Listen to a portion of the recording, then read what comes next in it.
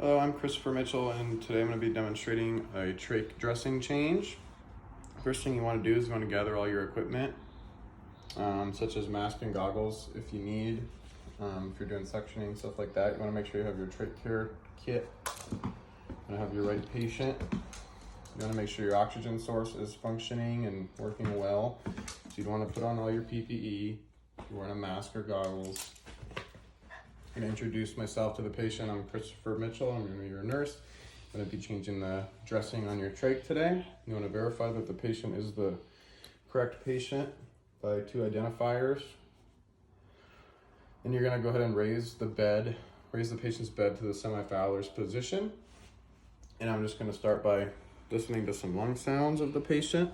Have them take a deep breath in and out as normally. Listen to the different lung sounds. Make sure that's good. Okay, I'm gonna open our trach care kit. Got everything in there. And also what I'm gonna do is I'm gonna place a protective layer of gauze or just a disposable sheet over the patient's chest. I'm gonna act like that is one. Keep it from getting on the patient's clothes. You want to disconnect the tracheostomy mask by undoing the ties, but you also want to keep it in place to keep the patient hyperoxygenated. You want to keep the mask in place. You want to apply clean gloves. I'm going to do now.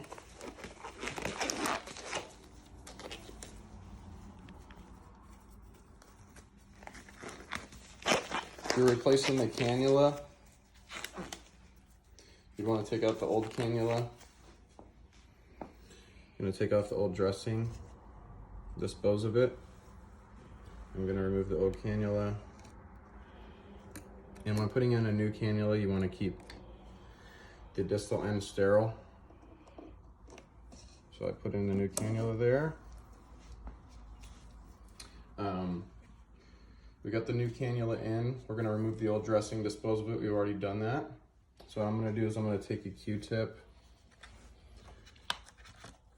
and use the normal saline and my Q-tip to clean around the ostomy site. So I dip it in the normal saline and clean around the site, on the bottom, the top, and all around the sides. Do the same thing with another Q-tip. Clean the whole area. Make sure it's very clean with the Q-tip and the sterile saline. Dispose of that Q-tip. So once we've got that and we've cleaned around the stoma, when we have the new cannula in place, I'm going to apply my new gauze dressing to the site. Obviously without breaking any sterile field. Once we have the new dressing on, I'm going to tie my tracheostomy mask back onto the patient, and I'm going to make sure it's tied. So I would secure that mask onto them, and I would tie it in place. I'd want to put the oxygen level back to the physician-ordered flow of oxygen. Going back a few steps, if you notice any residue, you'd want to clean it out of the tracheostomy tube. And that's part of the cleaning process. Make sure you apply a new dressing.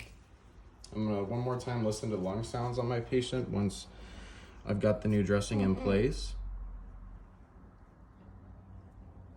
Have them take a deep breath in and out while I listen to each lung sound in each section. Once I'm done with that, I'm going to make sure my patient is comfortable. And I'm going to return them back to a comfortable position. I could check vital signs, make sure their oxygenation concentration is good, make sure they're comfortable, remove my gloves, and perform hand hygiene once again. And that's how you change the dressing on a trach. Thank you very much.